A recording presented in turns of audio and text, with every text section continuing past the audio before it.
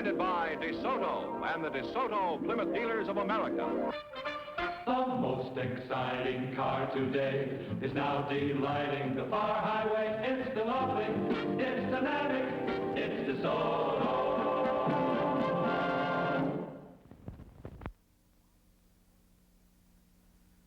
Is the one, the only. Well, what do you know? That's me.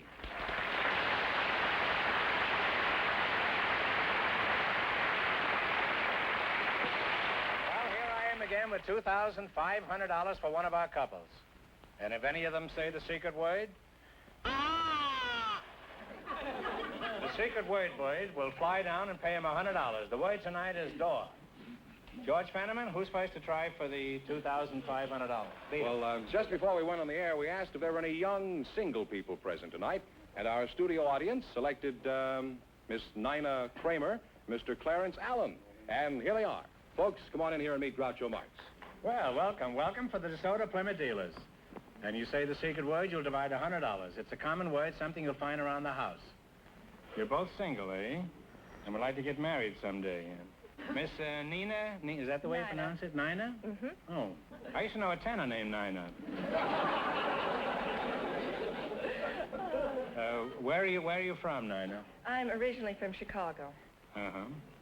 How original were you in Chicago? 19 years ago. 19 years ago? Then you've been here about 2 years, is that right? No, I've been here about 10 years. Oh, you're not 29, are you? Now you've got me confused. No, I'm 19. You left Chicago 19 years ago and you're 19 years old? No, I was 19 How did you come out, by bassinet? Would you mind repeating that whole thing again? How old are you?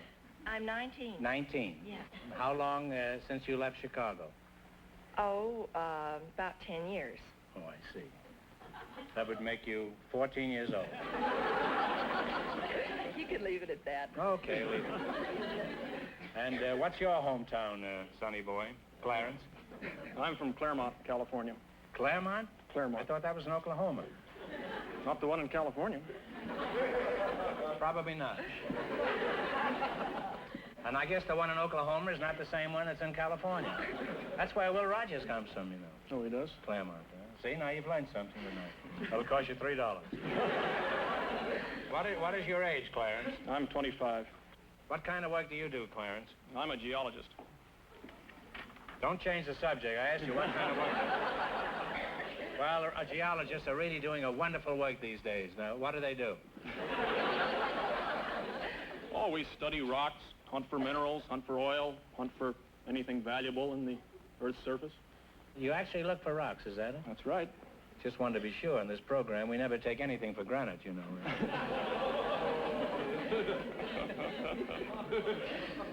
Stop groaning. It's free, you know this. Nobody forced you to come down here tonight. I could have used all your tickets tonight. Now, as a mining engineer, what would you say is the most valuable mineral? I'd say coal. You would, huh? I'd hate to bring a girl a wedding ring made out of coal. How about uranium? Do you ever look for that? Oh, yes, we look for uranium, although it's scarce enough around here, so normally it's only when we're looking for some other mineral as well. You mean if you want to find uranium, you have to look for something else? Well, that's what we do, yes. That's kind of ridiculous. Why don't you start out looking for uranium? And then maybe you'd find coal. Now, Clarence, you're a nice guy, and I like you, and I want to see you and Nina well provided for in your married life. I'll tell you what you do. You give me $1, and I'll tell you where you can find uranium. Okay? No. I know where I can find uranium myself. Oh, you do, huh? I do, too, in the dictionary, and that's an old gag. What sort of work do you do? I'm a librarian. A librarian? Really? Is that so? I didn't realize librarians came this young. Oh, well, there are lots of young girls in Aren't libraries. you unusual? What's that? There are lots of young girls in libraries. Oh, is that so?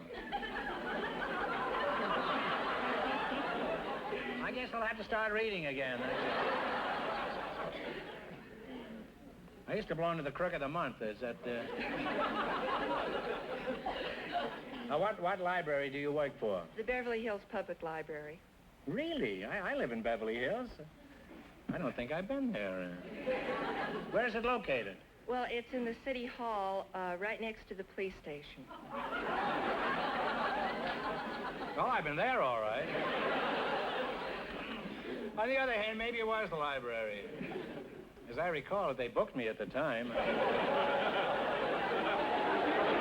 Now, let's see how well you work together as a team. Now, in just 1 minute, you're going to play You Bet Your Life for a chance at $2,500. But first, there's something I want you to pay close attention to. It'll prove invaluable in your marriage. $20. You selected animals and nursery rhymes. Here's your first question. How much will you bet? 18? 18. Sounds good. 18. All right. What kind of a pet did old Mother Hubbard have? A dog. A dog is correct. Well, you're on your way. You have $38. Remember, you're going for $2,500 tonight. Now, how much of the 38 are you going to bet on this one? 36. 36. What ran after the farmer's wife? 3 blind mice. 3 blind mice. That's right. I should say you are doing mighty well. You have $74. $74. Here's your third question. How much you going to go for? 70? 73. 73. What did Bo Peep tend? Sheep. Sheep is right. Sheep at half the price. Sheep at half the price. I guess there's nothing there. You have $147. Here's your last chance to beat the other couples. How much you going to bet? 147. How does that All sound? right. How much have they got? 147 is getting the whole thing, huh? Okay, whole thing. Okay. What did Tom the Piper son swipe? Pig. The pig is right. And you two wind up with a grand total of $294.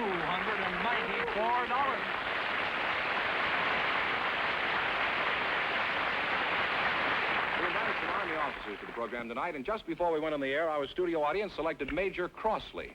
His partner is a housewife from the audience, Mrs. Sylvia Sparks.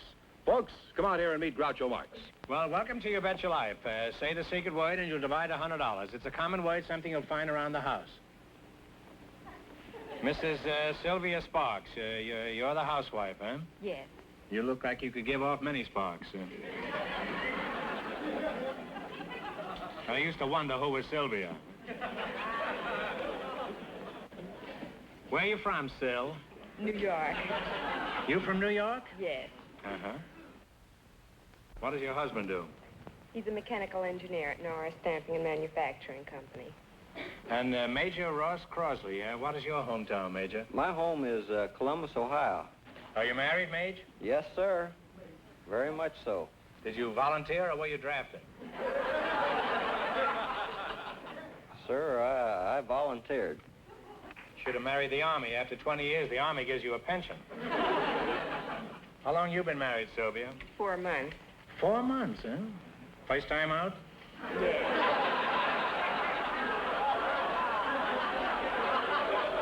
That's what they say at the racetrack. It's good enough for me, huh?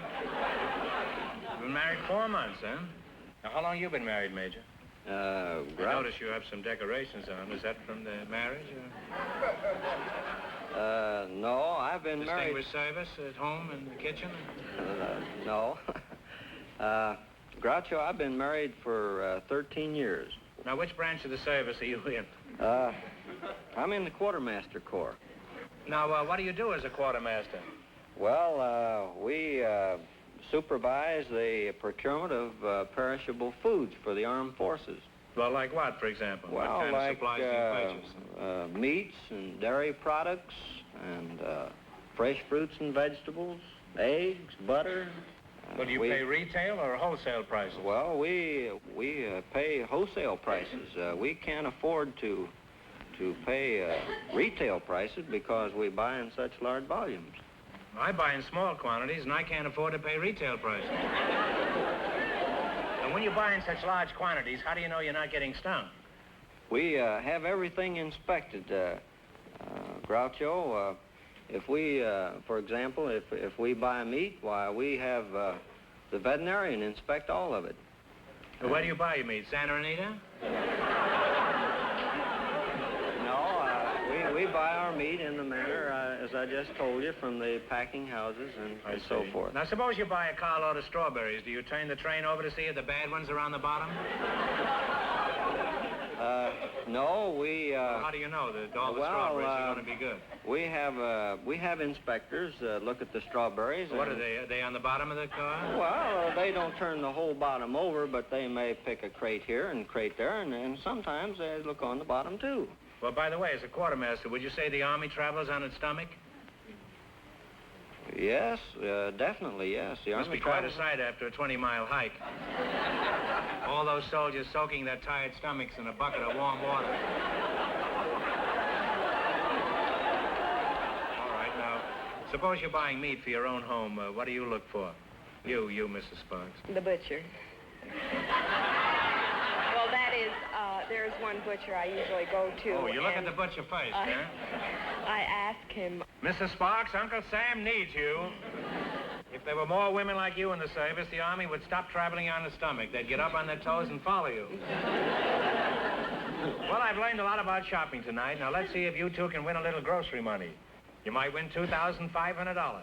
Run you $20 into more than our other couples. I can't tell you how much our first couple won, but Fenneman's off stage to remind our listeners. The librarian and the engineer won $294.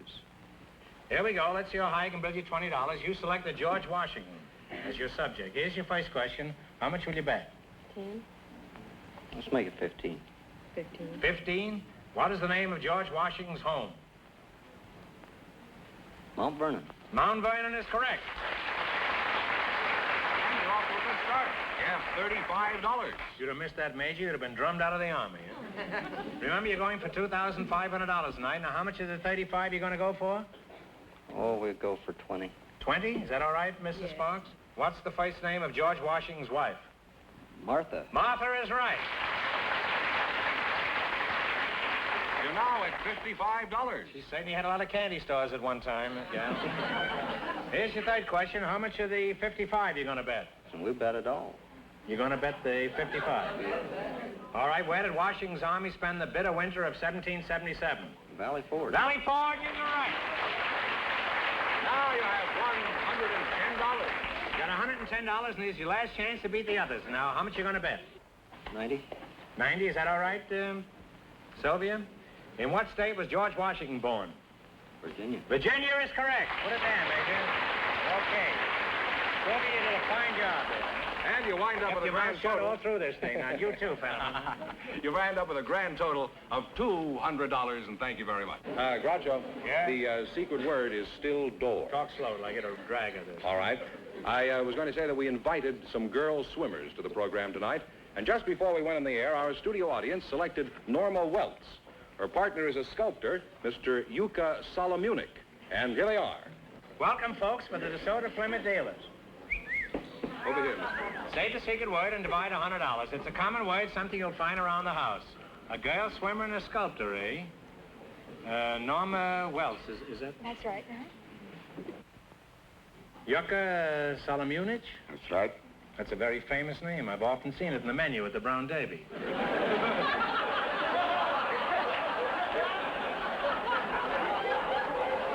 You're some kind of an hors d'oeuvre, aren't you? No, I'm a sculptor. A sculptor, huh? Oh. That's quite a jump from hors d'oeuvres, huh? How did you ever get a name like Yuka Solomunik? Just like you did. My parents give it to me. As far as I know, your parents didn't even know me. Now, what does your name mean in the Brown Derby? I mean, It means salt of Munich. it means what? Salt of Munich. Salt of Munich? That's right. Oh. Now, where are you from, Mr. Solomunik? I was born in Yugoslavia. Why did you come to California? My doctor advised me to get rid of my sinus trouble I have. And did you get rid of your sinus? It gets worse than ever.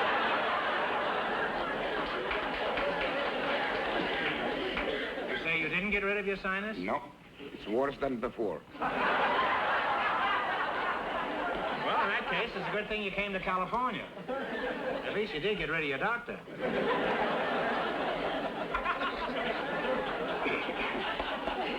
Could you sound off in Yugoslavian, Yuka? Sure. I speak it very well, you know. Go ahead, say something. Ti imaš veoma dobru glavu. Oh, you're a Southern Jewish. Okay, I give up. What did you say?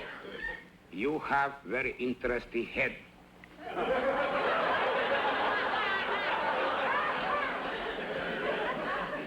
It's really nothing. As a matter of fact, it is nothing. I've seen better heads on a glass of beer.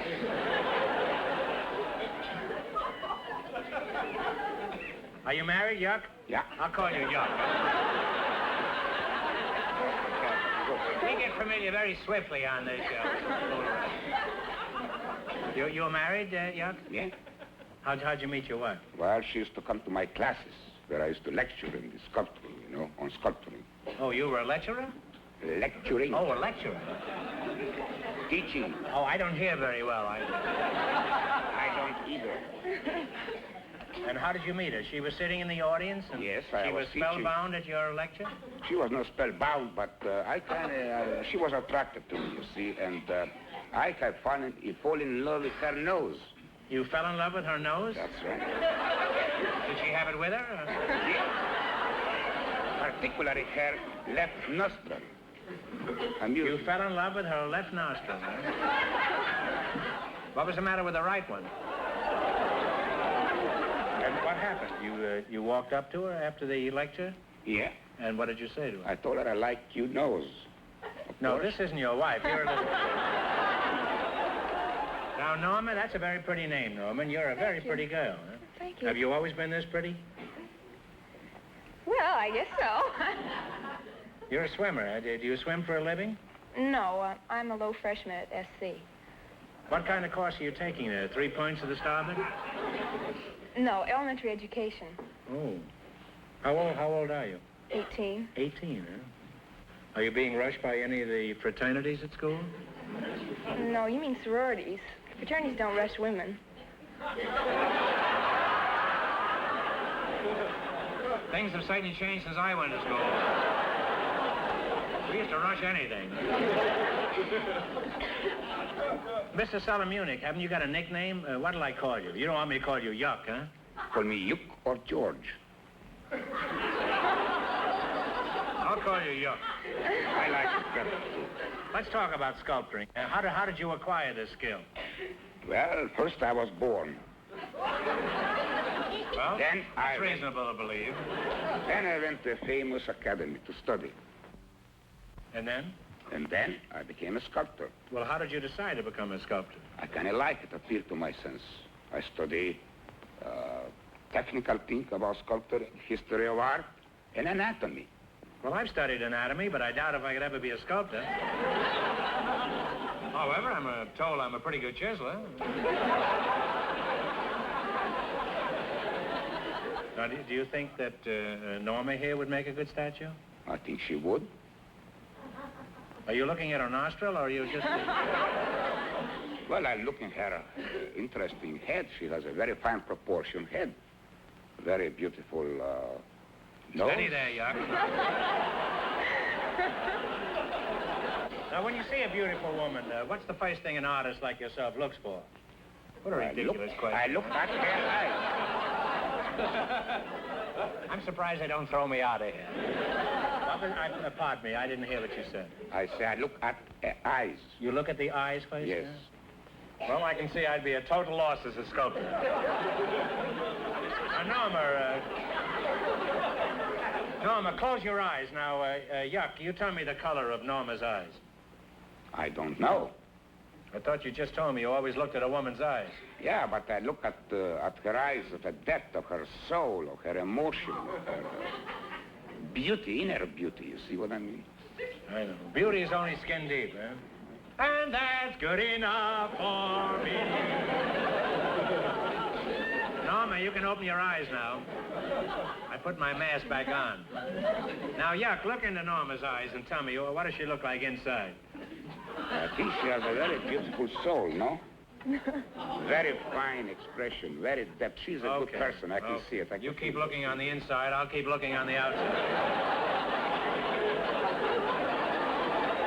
Now, Yuck, have you done any well-known people in bronze or stone? Yes. I did one of the President Roosevelt before he died. President Roosevelt? Well, you Yes. must be very good, huh? I suppose. I'll have more respect for you now. You did Roosevelt? Yes. And how was he? Was he quiet when It was very interesting. You see, during this work, he asked me, he says, what do you want me to do? I told him to keep his mouth closed, you see. And Are you a Republican? No. The next day, the newspaper misinterpreted my story, and I told him to keep his mouth shut. Of course, I didn't. I just told him to keep his mouth closed because, you know, when you work, you have to keep your mouth closed, you know. I want to tell you that we're honored to have you here. I had no idea that you were such a talented sculptor. Thank you. I thought you were one of those cheap guys that stood on Atlantic City on the beach or something. So, Norma, what is your specialty as a swimmer? Backstroke. The backstroke? Could you give us an example of the backstroke? Right here. Well, yeah. Why not? I haven't got any water. Wait a minute.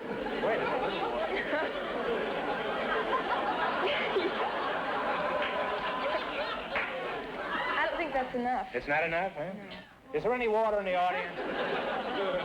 Well, just get us a kind of what they call a dry run. Okay.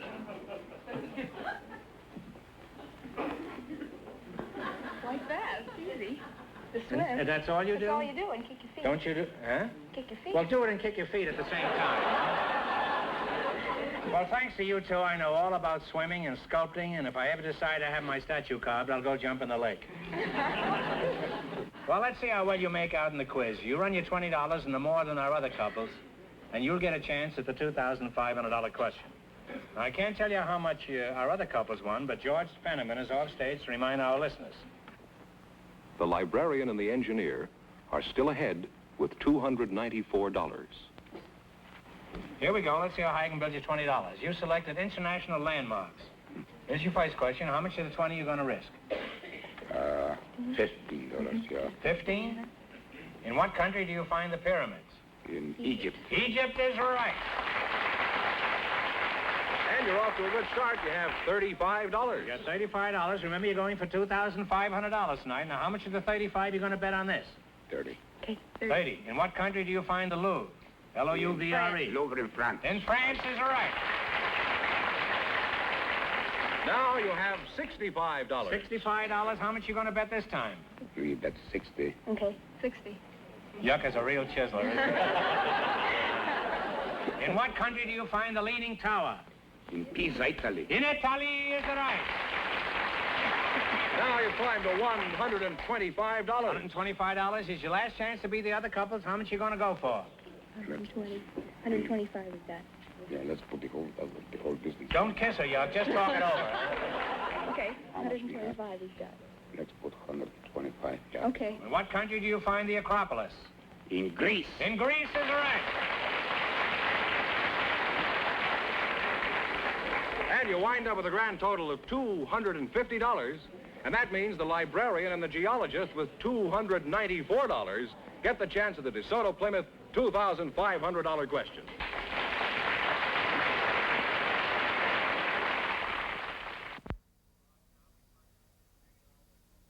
All right, now we find out you've been hanging around these books all these years. We find out if you really know anything. Here we go for $2,500. I'll give you 15 seconds to decide on a single answer between you, so think carefully and please, no help from the audience. Here it is. If the President of the United States and the Vice President should both resign, who is next in line to succeed to the office of Chief Executive? The Secretary of State. He's Secretary of State or the Chief Justice? One answer between you. Talk it over. Talk it over. I'll say Secretary of State. And we want one answer between you. All right, what is the answer you two have decided upon? We'll say the Secretary of State. No, I'm sorry. According to law passed in 1947, the Speaker of the House of Representatives. So that means the big question next week will be worth $3,000. Well, you lost the big money, but you won how much? $294. $294 in the quiz. Congratulations, and thanks to both of you and to all of our contestants on the show tonight.